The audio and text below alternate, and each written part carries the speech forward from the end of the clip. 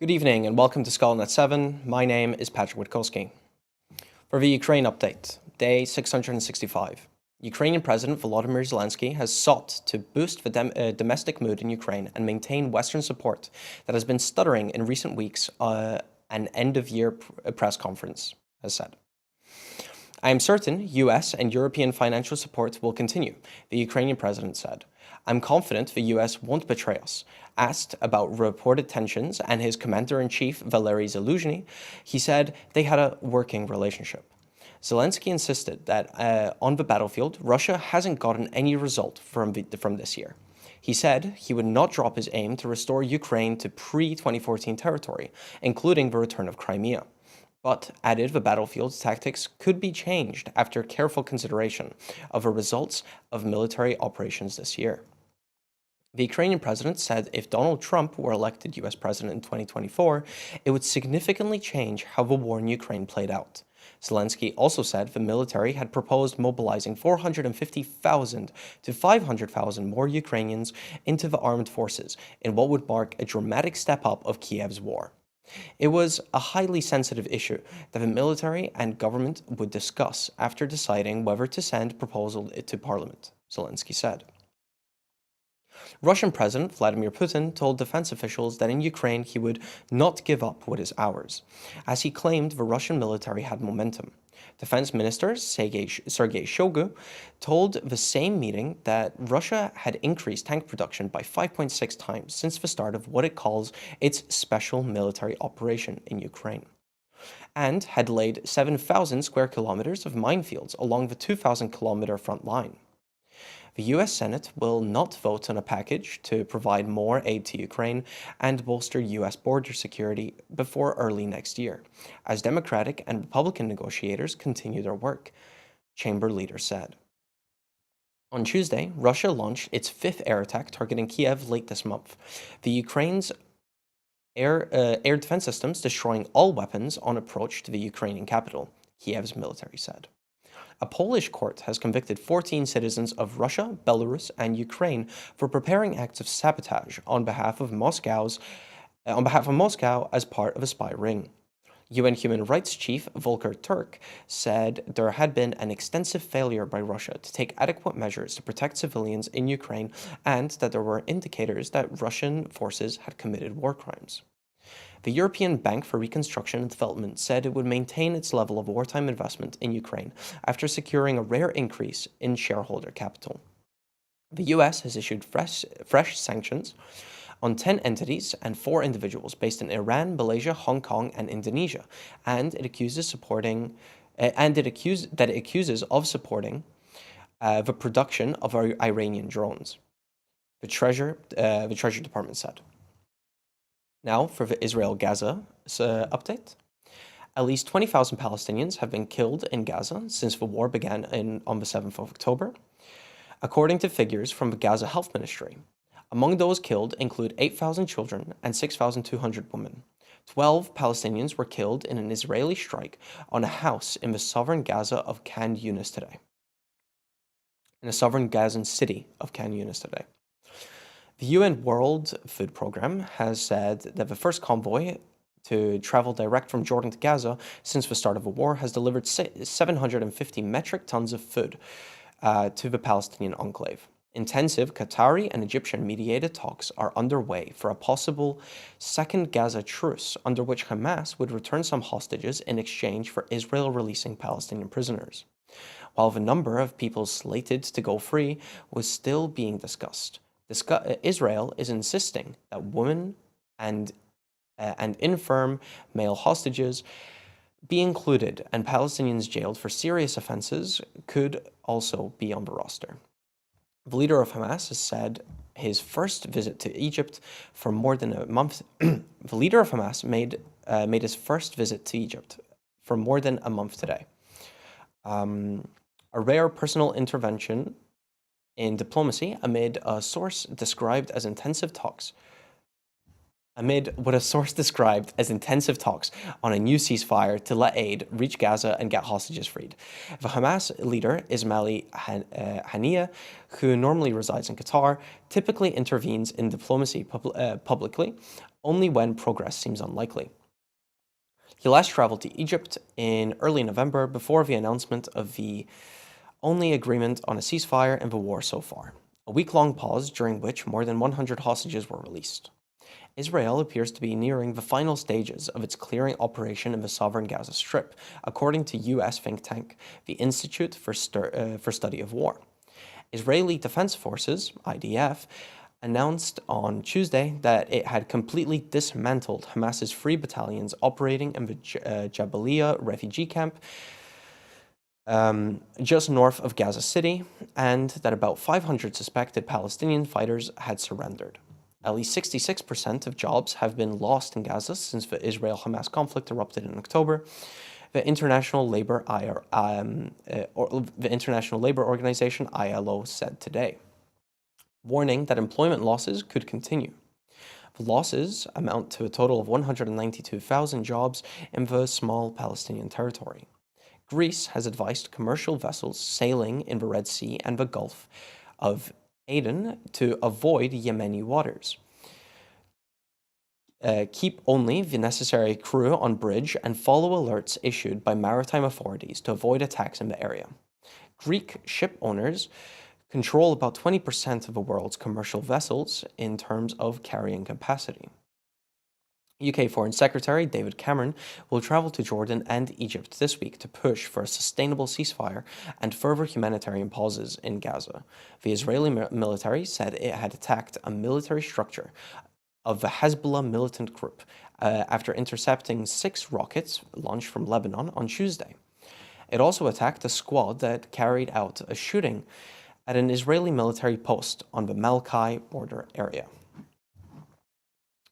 In the UK, inflation falls to 3.9%. The UK's two-year cost of living crisis has finally started to ease as of last month.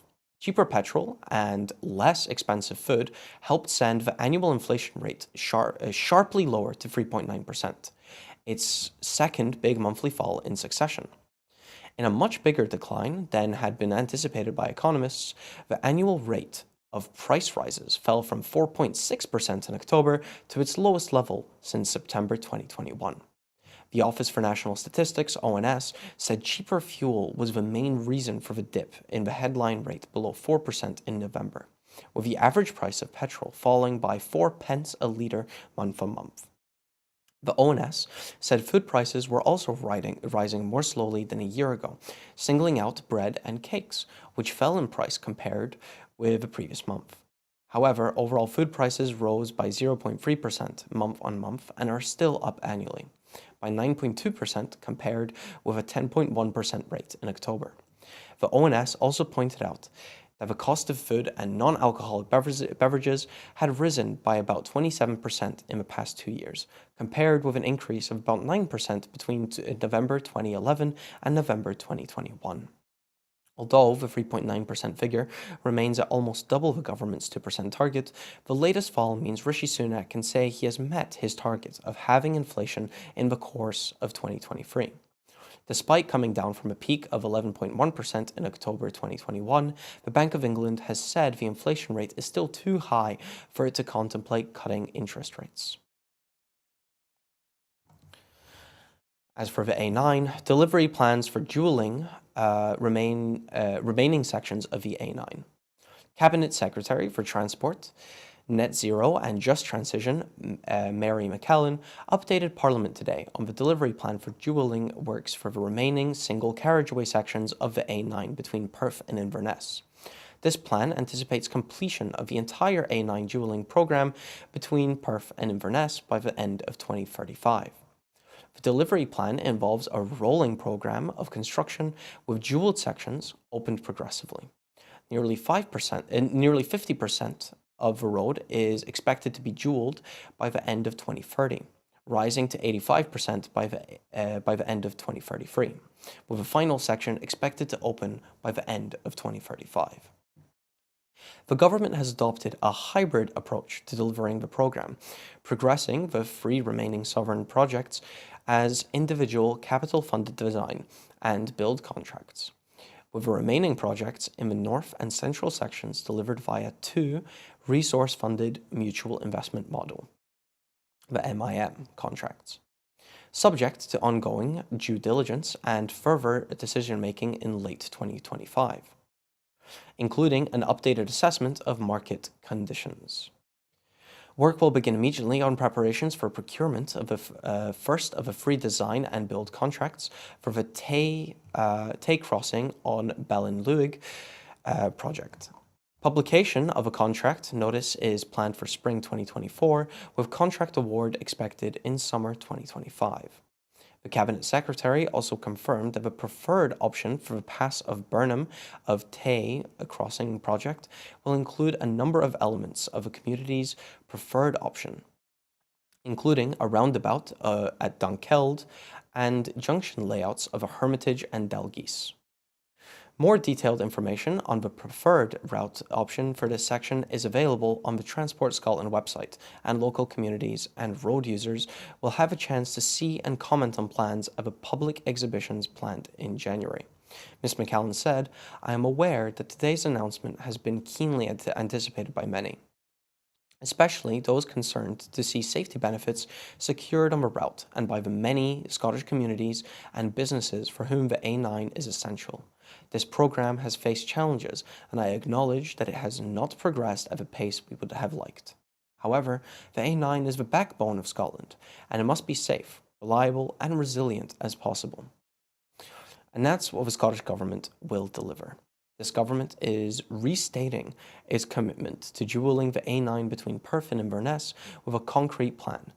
The approach I have set out means that the Highlands can have confidence that the considerable benefits of A9 dualling will be delivered in full. Now we have reached this point, there will be no let-up.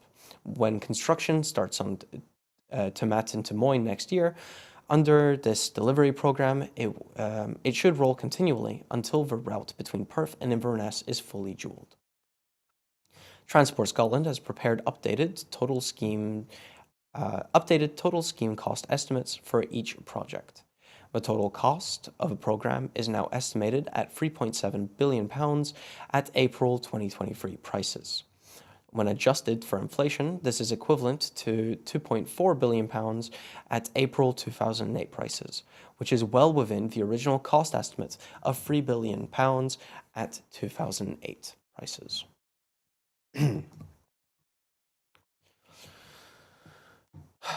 A Section 35 judicial review. The Scottish Government will not appeal the judgment in the judicial review challenging the UK Government's use of a Section 35 order to block the Gender Recognition Bill in Scotland. The UK Government's intervention and subsequent judicial ruling means the bill cannot proceed to royal assent and be enacted. Social Justice Secretary Shirley Ann Somerville said the Gender Recognition Reform Bill was passed by a majority of the Scottish Parliament, and we will not be withdrawing it. However, the UK Government's unprecedented use of a Section 35 bill means the bill cannot proceed to royal assent. If the current UK Government is willing to work together and indicate the changes they would find acceptable, we will happily sit down with them. However, it seems that my counterparts at Westminster will not do this, and it remains to be seen what a future government will do. We are unwavering in our commitment to supporting and empowering LGBTQI+ people in Scotland. We will continue to work across government towards a society that is equal and fair, and where everyone can live as they are. Devolution is fundamentally flawed if the UK Government is able to override the democratic wishes of the Scottish Parliament. We will be ready to challenge its use on future Scottish legislation and to protect the democratic will of this Parliament. In international news, Estonian Foreign Minister calls for reform of the UN and International Criminal Court. Estonian Foreign Minister Margus Tsahkna has said the international rules-based system needs urgent and fundamental change if it is not to collapse, as he called for a new global conversation on how to reform the UN and the International Criminal Court. Marcus Tsakna has Russia's invasion of Ukraine said Russia's invasion of Ukraine has highlighted flaws in the system that risk fatally undermining people's faith in it. In particular, Tsakna has called for the UN Security Council to take on additional permanent members to better reflect our modern world, as well as measures to stop countries that abuse their power to veto, particularly in the case of mass atrocity crimes, a proposal first advanced by Mexico and France in 2015. Despite its small size, Estonia has been seen as a thought leader inside the EU for the Ukraine war, pushing proposals on ammunition procurement and the pursuit of Russian leadership through a special tribunal. Now, Estonia is broadening its calls for fundamental change, with Tsakna arguing that the only certainty in the world as it enters a new year is that the existing international system cannot survive unchanged much longer. If trust in the currently powerless international system is not restored, he warns, the world will return to an era of Age of Empires, in which might makes right. Tsakna admits that the agreement on the need for reform will not be easy, but he says it is necessary to accept that across Africa and parts of Europe, victims of imperial conquest feel disengaged from a rule-based system.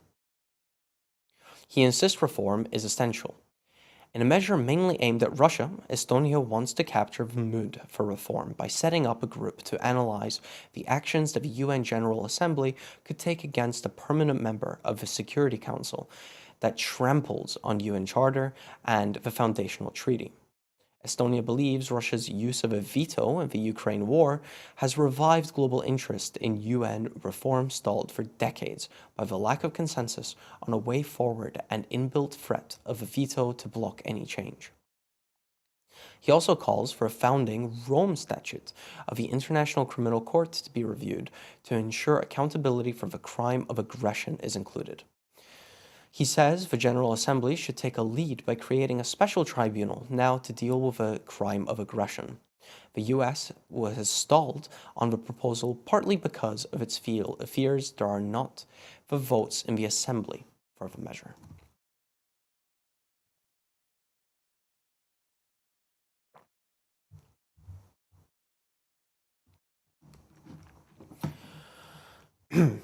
The Colorado Supreme Court disqualifies Trump from state's 2024 ballot. The Colorado Supreme Court declared Donald Trump ineligible to hold office again under the U.S. Constitution's insurrection clause in a ruling announced yesterday. In a historic decision, the justice ordered that he be removed from the state's presidential primary ballot after determining that he engaged in insurrection on January 6, 2021. The ruling sets up a likely showdown in the nation's highest court to settle whether the January 6th attack on Capitol Hill amounted to an insurrection, and whether Trump's involvement disqualifies him from running for office. The 4-3 decision by the Colorado Supreme Court marks the first time a presidential candidate has been deemed unqualified for office under a rarely used provision that bars insurrectionists from holding office. A majority of a court holds that Trump is disqualified from holding the office of president under Section 3 of the 14th Amendment. The court, whose justices were all appointed by the Democratic governors, wrote in his ruling. Trump's campaign says it will appeal the ruling in the U.S. Supreme Court.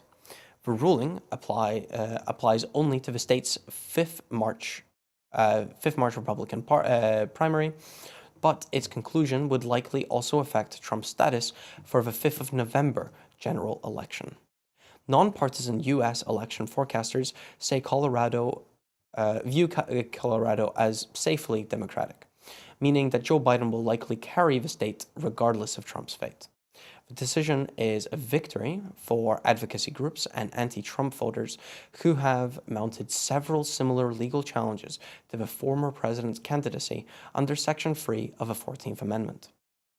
which was enacted after the American Civil War to keep former Confederates from returning to power.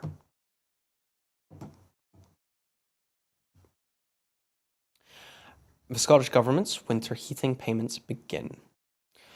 Money to help with heating costs on its way to around 400,000 people on low incomes around the Scottish Government benefit winter heating payment. Winter heating payment is paid in batches to eligible clients, with the first payments paid this week. The majority of people will receive their payment by the end of January 2024. This annual payment of £55.05 targets the low-income households that have additional need for heating, including the households with young children, disabled people, and older people, providing stable, reliable support every winter.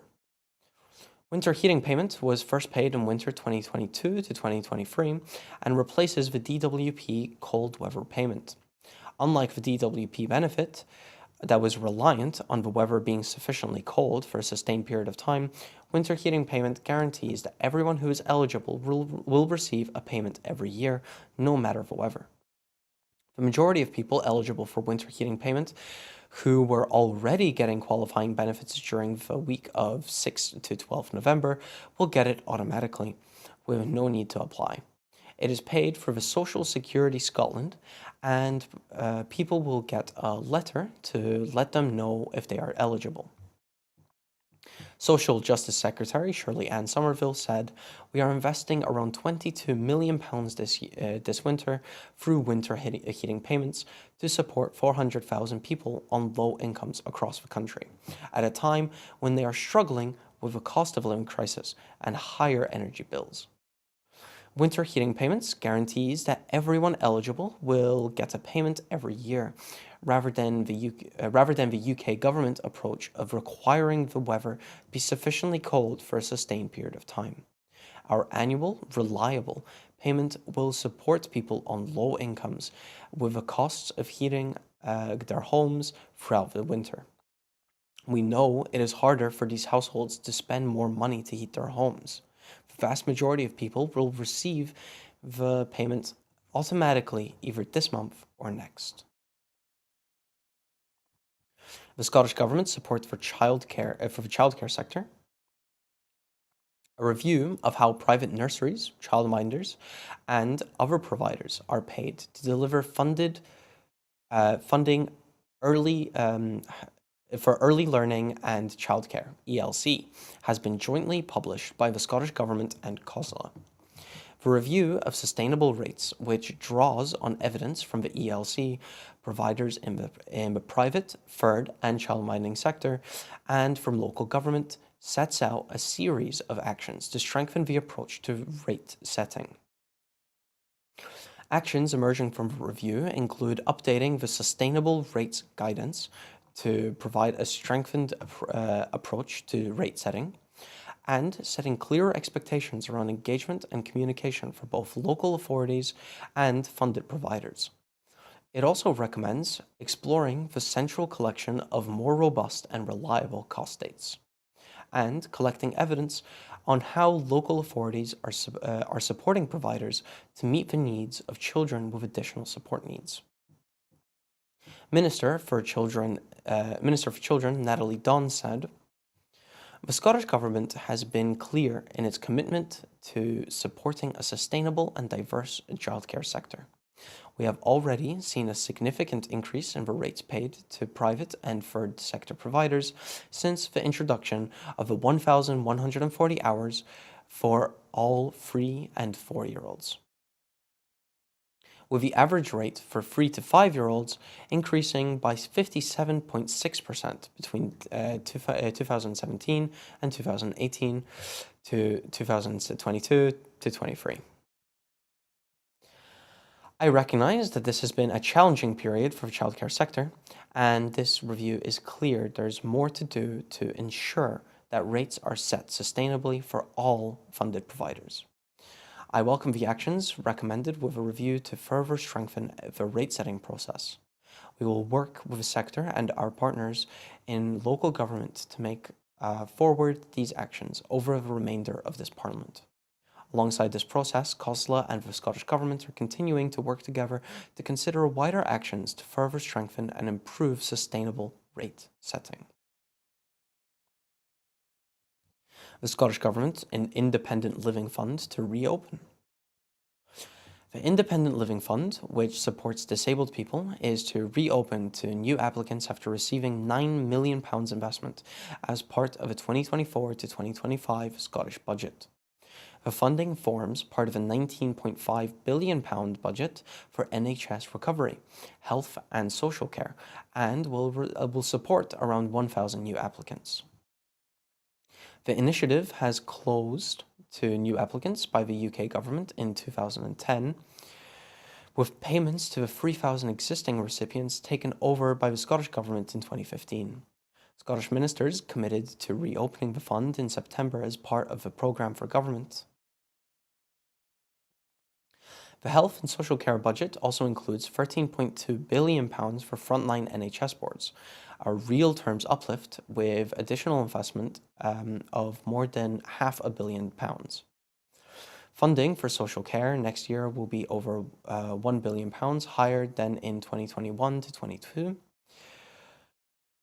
The health increase is more than the total block grant consequentials announced in the autumn statement, which means the resource funding for health and social care has more than doubled since 2006 to 2007. On his visit to Independent Living Fund Scotland in Livingston today, Cabinet Secretary for NHS Recovery, Health and Social Care, Michael Matheson, said, "I'm pleased that we will be able to help more disabled people in Scotland to lead full and independent lives as part of our continued support for social care services. We are investing in the development of the national care services so that everyone has access to consistently high-quality social care whenever they need it. This will help to remove barriers, tackle inequalities, and allow people choice, as well as easing the pressure on Scotland's NHS and continuing the integration of community health and social support." This also builds on our other commitments in the sector, including an £840 million increase in funding for social care over the life of a parliament and an additional £230 million to support a pay uplift for social care workers to a minimum of £12 an hour. The budget provides funding to more than £19.5 billion, protecting health and social care delivery in the face of unprecedented fiscal pressure. However, despite the investment, hard choices, along with greater efficiencies and savings, will need to be made. This is because of Scotland's healthcare system Scotland's healthcare system is under extreme pressure from the ongoing impacts of COVID, Brexit, inflation, and the UK government spending decisions. NHS Scotland needs more blood donors to book in between now and the 2nd of January. The Scottish National Blood Transfusion Service, SNBTS, are asking the people of Scotland to make an extra special effort to support Scotland's patients by giving blood on Christmas Eve, Boxing Day, Hogmanay, and into New Year's. SNBTS hopes to welcome 2,231 donors across the country, but so far, only 927 people have booked in to donate, less than half of what is needed. Debbie McNaughton, Associate Director Donor and Transport Services, says, "We have blood donor centres open throughout the festive period, but there are key dates when very few people are booked in. For instance, on Boxing Day in Glasgow, Aberdeen, and Inverness donor centres are open, but only 56 out of the 213 donors needed have made an appointment. In Glasgow, only 7 people have made appointments for the 26th of December. Then, on the 2nd of January, in Glasgow, Livingston, Aberdeen, and Inverness, donor centres are all open, but only 33 people out of 218 donors needed are booked in to donate. That's only 15% of what's needed. First Minister Hamza Yusuf has booked his appointment to donate blood this festive season. He said, "I am pleased to be able to visit Glasgow Blood Donor Centre and thank the staff members and volunteers working hard to keep our blood stocks at safe levels over an especially important period. During the festive season, donations can drop off as people are busy seeing friends and family and spending time celebrating. But the need for blood does not take a rest. NHS Scotland is busy, with cancer care, A&E and maternity wards all still running. I am pleased to be able to play my part in donating blood and would encourage anyone who is able to consider booking an appointment. By donating blood, you could help to save a life," Hamza Yusuf said. Well, that wraps us up for this evening. Before I go, I just want to remind you that at Broadcasting Scotland, we depend on the generosity of our supporters. So, to everyone who has donated and everyone who has signed up to make a regular monthly payment, thank you very much. Our programs will always be free to view. However, if you can afford £5 a month, please consider becoming a Broadcasting Scotland supporter. Our need to reach £30,000 to target £30,000 target to pay our bills is still pressing. Due to the generosity of our supporters, we have raised over £22,000. However, our need to raise remaining £8,000 is really urgent. Good night. Thank you for watching and enjoy your festive holidays.